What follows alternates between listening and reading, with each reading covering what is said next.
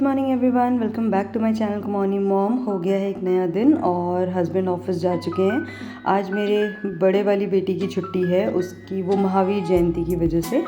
तो आज ब्लॉग बहुत लेट स्टार्ट किया मैंने और बस यही सब चीज़ें चल रहा है। तो किचन में जो सब फैलाया सामान है उसे मैं क्लियर कर रही हूँ। किचन क्लीन करनी है, दूध मैंने उबालने के लिए रखा है। सुबह सुबह ना इतने काम हो जाते हैं कि फिर ये काम सारे तसल्ली से करने पड़ते हैं।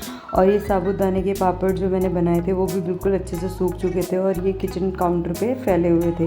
तो मैंने जिन्हें जल्दी में खाएंगे उन्हें मैंने एक पॉली बैग में डाल दिया और जिन्हें थोड़ा आराम से खाएंगे उन्हें एक एयरटाइट कंटेनर में मैंने ऊपर रख दिया।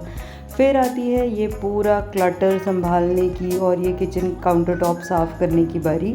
तो वो सब चीज़ें मैं कर रही हूँ क्योंकि ये रोज़ हो जाता है और जब हम रोटी बनाते हैं ये सब चीज़ें करते हैं तो फैलावा हो ही जाता है। और सुबह सुबह में हम जल्दी जल्दी इतना दौड़ भाग करते हैं ना कि इन सब चीज़ों पे ध्यान नहीं देते हैं।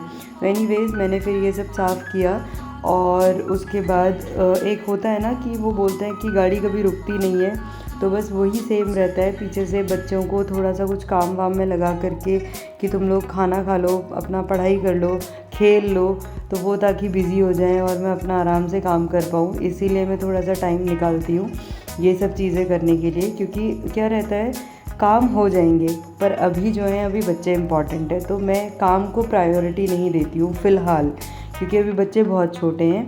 एनीवेज़ वो हर किसी का अपना अपना पर्सपेक्टिव है, हर किसी का अपना अपना अप्रोच है।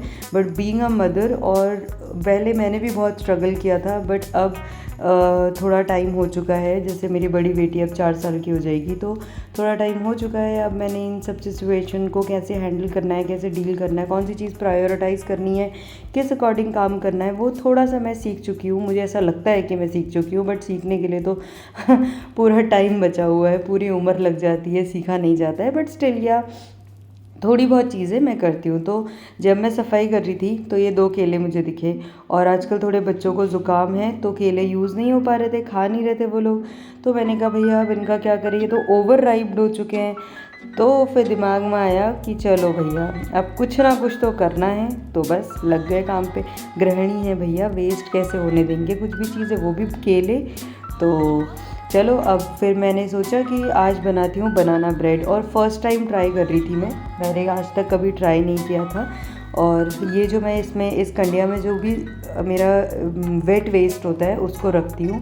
और मैंने बहुत बार बोला हुआ है कि मैं इसे प्लांट्स के लिए यूज़ करती हूँ, ये मेरी ऑर्गेनिक खाद की तरह काम आती है। तो इसको मैं सारा पूरे दिन भर का इसमें इकट्ठा करती हूँ। उसके बाद शाम को जब मेरा पूरा किचन क्लोज़ हो जाता है तो उसको शाम को जाके मैं पॉट में डाल देती हूँ बस। तो ये रहे, और इनको एक फ़ोक की हेल्प से मैंने ये बनानास को पील कर दिया था। उसके बाद एक फ़ोक की हेल्प से इनको मैश कर रही हूँ। बहुत फाइन मैश आपने नहीं करना है, नॉर्मल आप रखिए, क्योंकि अगर वो हल्के हल्के से जो चंक्स आते हैं ना वो खाने में भी आए तो वो अच्छे लगते हैं।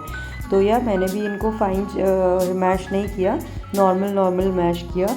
उसके बाद मैं अपनी मम्मी से बात कर रही हूँ फ़ोन पे, क्योंकि आप जब काम करते हो तो you need a motivation, and for me my mother is my biggest motivation for everything. होता है सबकी लाइफ में होता है, तो या मेरी लाइफ में वो है एक ऐसा रोल मॉडल जो कि शी इज़ एवरीथिंग।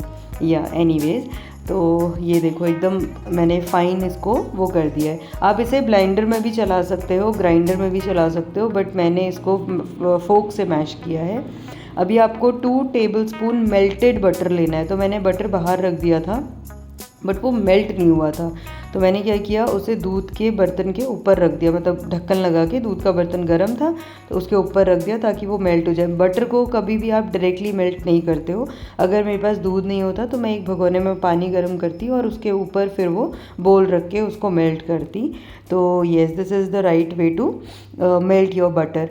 और अब मैंने ये कढ़ाई अपनी रख दी है। अवन नहीं है भैया, अवन के बदले हम सब बनाते हैं कढ़ाई में। तो ये कढ़ाई को मैंने प्री हीट होने के लिए रख दिया है 10 मिनट के लिए, लो आंच पे, एकदम लो करके रखेंगे फ्लेम, तो वो आपका अच्छा प्री हीट हो जाएगा। अच्छा, जब तक आपका ये सब हो रहा होगा, जब तक आप अपने बैटर तैयार करेंगे, तब तक आपका जो ये आपने अवन बनाया है वो आपका प्री हीट हो जाएगा। तो बस अब मैंने ड्राई इंग्रेडिएंट्स की बारी आई तो मैंने 1.5 कटोरी, जो नॉर्मल कटोरी होती है हमारे घर में, उससे मैंने आटा लिया है और मैं आटे का बना रही हूँ ये सब चीज़ें।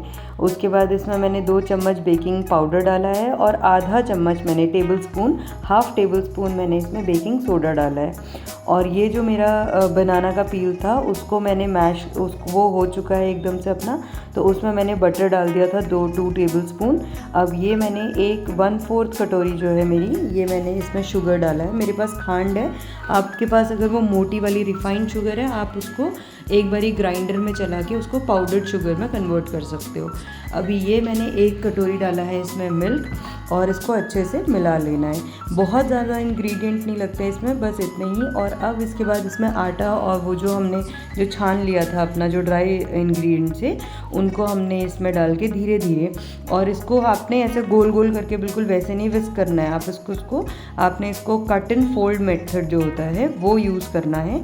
और मैंने अब फोक हटा दिया है और अब मैं लूँगी दूसरा वाला स्पून, जिससे थोड़ा सा ईजी मुझे पड़ेगा इसको प्रिपेयर करना डो। तो इसको आपको बहुत ध्यान रखना है, बिल्कुल भी आपको इसको ऐसे जल्दी जल्दी विस्क नहीं करना है। पूरे टाइम आप वो कट एंड फोल्ड मेथड करोगे, और क्योंकि विस्क करोगे आप ना तो इसकी एयर ख़त्म हो जाएगी, तो वो फ्लफ़ीनेस जो आती है ना वो आपके केक में नहीं आएगी। ऑल्दो ये बनाना ब्रेड बोलो, मैं ये बनाना ब्रेड है एक्चुअली। इसका जो क्रस्ट बनेगा ना वो थोड़ा सा थिक बनेगा। केक जो होता है उसका जो क्रस्ट होता है वो थोड़ा सा थिन बनता है, तो ये बाहर से थोड़ी सी थिक होएगी और अंदर से सॉफ्ट होएगी, मॉइस्ट होगी। और मैं ये चेक करके देख रही हूँ, मुझे लगा आटे के लम्स तो नहीं बने, बट वो बनाना के जो थोड़े से चंक्स थे वो थे। तो यस, मेरा अब बैटर मेरा रेडी हो चुका है।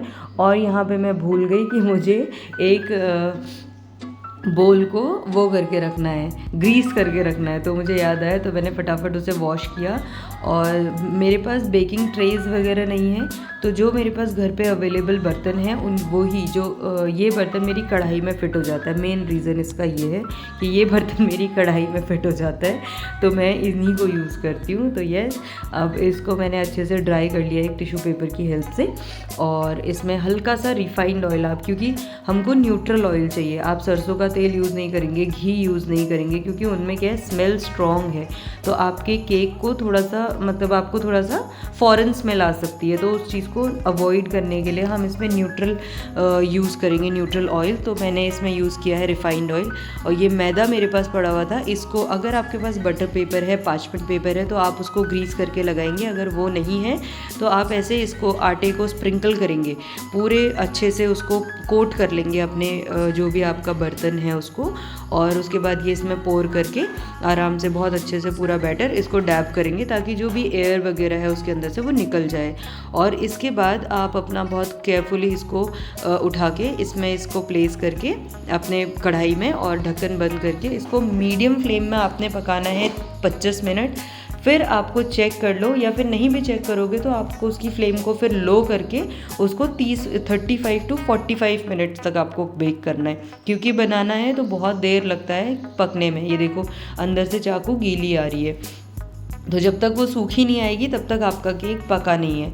तो आप इसको अच्छे से देखो, मैंने बिल्कुल मीडियम फ्लेम कर दिया है। और अब मैं रात के खाने की भी तैयारी करने लगी हूँ। तो पहले मैंने कट किया लौकी वगैरह, हमारा प्लान था कुछ और बनाने का। बीच में बेटी अपना होमवर्क दिखाने भी आ रही है कि मम्मा मैंने कर लिया है। और फिर अचानक से सब कुछ कट होने के बाद हमारा प्लान चेंज हो गया कि नहीं भैया, आज हम खाएंगे करेले की सब्ज़ी और रोटी और दाल चावल। तो फिर उसके बाद मैं बीच बीच में केक भी चेक करने में लगी हुई हूँ अपना। और फिर हमने फाइनली जो खाया वो खाया हमने करेले की सब्ज़ी और रोटी। फिर इसके बाद सारी मेहनत कैसे चेंज हो जाती है ना, एकदम से आप बनाओ और फिर उसके बाद बिल्कुल वो हो जाता है। तो बस यहाँ पे ये मेरा केक थोड़ा सा ये नीचे लग गया था, क्योंकि इसको टाइम लगता है। बट एनीवेज ये जो लगा था ना, ये भी बहुत टेस्टी हो रहा था, क्योंकि ये मैंने पूरा फिनिश किया था, मैंने वेस्ट नहीं किया था।